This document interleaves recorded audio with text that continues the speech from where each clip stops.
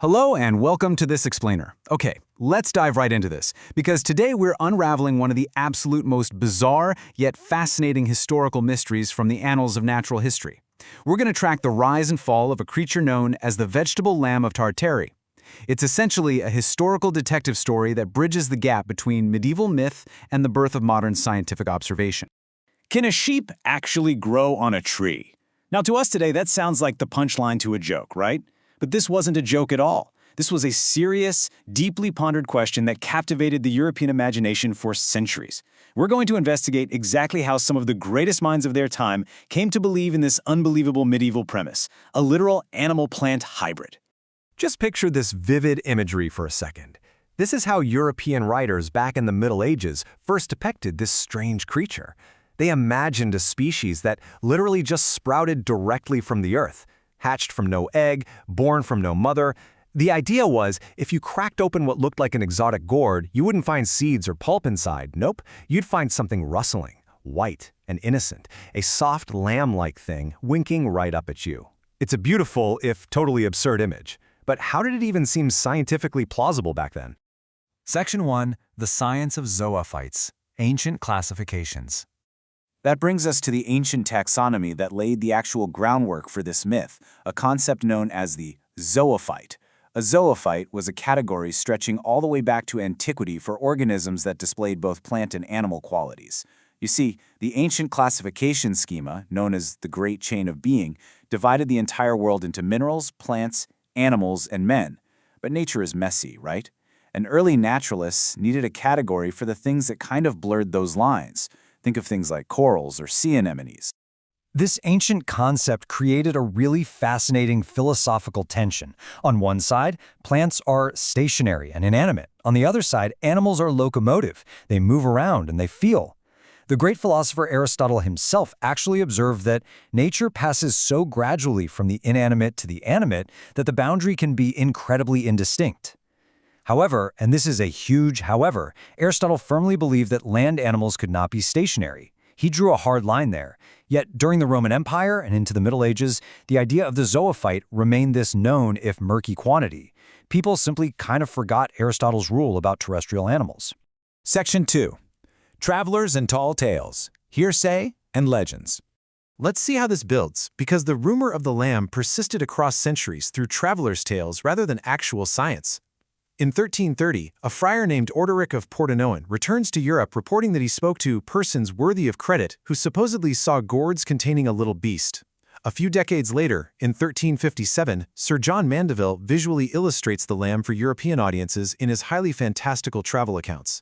And the telephone game just continues for centuries. Even by 1605, you have the French botanist Claude Duret writing an entire treatise marveling at the creature, relying entirely on ancient texts and fables rather than his own two eyes. Just listen to this quote from Sir John Mandeville. He claimed to have seen a little beast in flesh, in bone and blood, as though it were a little lamb without wool. He even claimed that men ate both the fruit and the beast inside. These visceral, marvelous details absolutely captivated the European imagination. The sheer lack of anatomical classification in early natural histories meant that stories and legendary properties were just accepted as fact. Section 3. Skeptics and Strange Theories. Questioning the myth. Because eventually, not everyone was buying it. But as early modern scientists tried to make sense of these claims, things got weird. Take the 16th century Italian scholar Julius Caesar Scaliger. He actually ridiculed the vegetable lamb, yet he still contributed to its legend by giving it incredibly specific ethological details. He wrote that it grows 3 feet tall, that it grazes on a fixed leash around its stem, and get this, when it eats all the grass within reach, it dies. He claimed it's hunted only by wolves, it bleeds real blood, and bizarrely, its flesh tastes like crayfish. He added all this crazy color while simultaneously not even believing it existed. So the absolutely crucial point here is that Scaliger ultimately posed this very skeptical question to his colleague Girolamo Cardano. How can 4 distinct legs and their feet be produced from one stem? It's a great question. The cracks were finally forming in the myth. Naturalists like Francis Bacon started suggesting that the lamb's qualities were just exaggerated aspects of a real, actual plant. The logic of the fable was finally breaking down. Section 4. Solving the Lamb Mystery. Empirical Theories.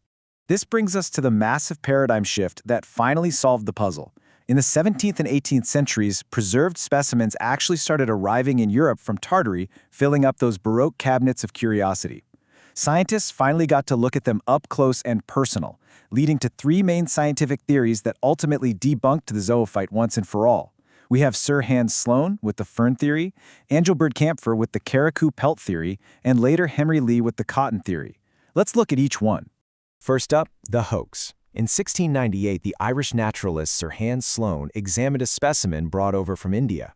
Through simple empirical observation, he noticed the feet looked exactly like fern stalks. He realized these so-called lambs were actually the fine, hairy rhizomes of the Chinese woolly fern. They were natural blood coagulants shaped by art to imitate a lamb. It was a manufactured curiosity, literally designed to trick gullible European collectors. Next, we have the euphemism. The German naturalist Engelbert Kampfer searched extensively for the lamb while he was in Persia, but found absolutely nothing. Instead, he theorized the myth was a cover-up. He believed it was a fable designed to hide the cruel sourcing of astrakhan, which was this highly treasured, luxurious, tightly curled fleece that was actually harvested from slaughtered unborn or newborn caracal lambs. Kampfer argued that the vegetable lamb acted as a polite little fig leaf, making this slightly disturbing luxury textile trade far more palatable to wealthy buyers. Finally, the misunderstanding. In 1887, the English naturalist Henry Lee argued that the entire half-animal, half-plant fable was born from ancient rumors of the simple cotton shrub. Tracing accounts as far back as Herodotus, Lee noted that travelers described trees bearing fleeces surpassing those of sheep. It was an ancient exaggeration that wool as white and soft as a lamb grew on trees, which then slowly morphed over centuries of literal interpretation into lambs grew on trees. Section 5. The End of a Myth. Triumph of Science. And with those three empirical observations, we reach the end of a myth. I want to share this really powerful quote from Diderot's Encyclopedia, which actually featured an entry on the lamb, mostly using it as a prime example of superstitious hoaxes to be discarded. It says, "If we do not want to give ourselves up to dreams, if we are sincere in our love of truth, then these are some of the principles we must apply when deciding whether to believe or disbelieve." It heavily emphasizes the vital importance of first-hand evidence and empirical reality over hearsay and superstition. The debunking of the vegetable lamb wasn't just about disproving a funny little animal, it was a triumph of the scientific method itself. Which leads us to our final thought today. The vegetable lamb might be gone, but the human tendency to pass along unbelievable tall tales? That certainly isn't. So how do we evaluate the extraordinary claims and information we encounter today? When we see a marvelous story online, are we acting like those medieval travelers, just happily sharing rumors of bleeding gourds? Or are we acting like Hans Sloane, demanding to see the roots for ourselves? Thank you so much for joining me on this explainer. Keep asking questions, and I'll catch you next time.